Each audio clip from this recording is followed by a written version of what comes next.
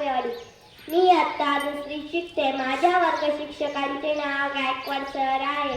आदरणीय व्यासपीठ उपस्थित सर्व मान्यवर आणि माझ्या बालमित्रांनो, आज 14 एप्रिल विश्वरत्न भारतीय राज्यघटनेचे शिल्पकार डॉक्टर बाबासाहेब आंबेडकर यांची जयंती. डॉक्टर बाबासाहेब आंबेडकर यांचा जन्म 14 एप्रिल 1891 रोजी मध्य प्रदेशातील महू या गावी झाला. त्यांच्या वडिलांचे नाव रामजी तर आईचे नाव भीमाई होते. त्यांचे वडील सैन्यात सुभेदार होते.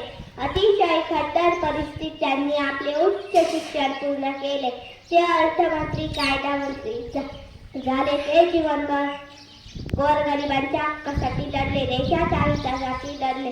आपल्या स्वतंत्र भारताचे संविधान त्यांनी लिहिले, म्हणून त्यांना भारतीय राज्यघटनेचे शिल्पकार म्हणतात. शेवटी मी डॉक्टर बाबासाहेब आंबेडकरांविषयी गीत सादर करीत आहे. दलितांची तलवार होऊन गेले, अन्यायाविरुद्ध प्रहार होऊन गेले. दलितांची तलवार होऊन गेले, अन्यायाविरुद्ध प्रहार होऊन गेले.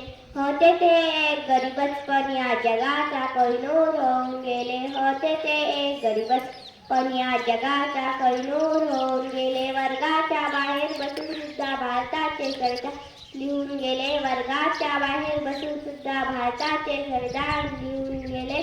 ज्यांच्यामुळे लाखो घरांना उद्धार मिळाला. ज्यांच्यामुळे लाखो घरांना उद्धार मिळाला. दिनदुबळ्यांना जगण्याचा अधिकार मिळाला. दिनदुबळ्यांना जगण्याचा अधिकार मिळाला. कोटी कोटी अभिवादन त्या महामानवाला. कोटी कोटी अभिवादन त्या महामानवाला, ज्यांनी संविधान रूपी समतेचा अधिकार दिला. ज्यांनी संविधान रूपी समतेचा अधिकार दिला. फुलांची कहाणी वसंतांनी लिहिली, रात्रीची कहाणी ताऱ्यांनी लिहिली. फुलांची कहाणी वसंतांनी लिहिली, रात्रीची कहाणी ताऱ्यांनी लिहिली. आम्ही नाही कोणाचे गुलाम, कारण आमच्या आयुष्याची कहाणी डॉक्टर बाबासाहेबांनी लिहिली. आम्ही नाही कोणाचे गुलाम, कारण आमच्या आयुष्याची कहाणी डॉक्टर बाबासाहेबांनी लिहिली. नमन त्या पराक्रमाला, नमन त्या देशप्रेमाला. नमन त्या पराक्रमाला, नमन त्या देशप्रेमाला.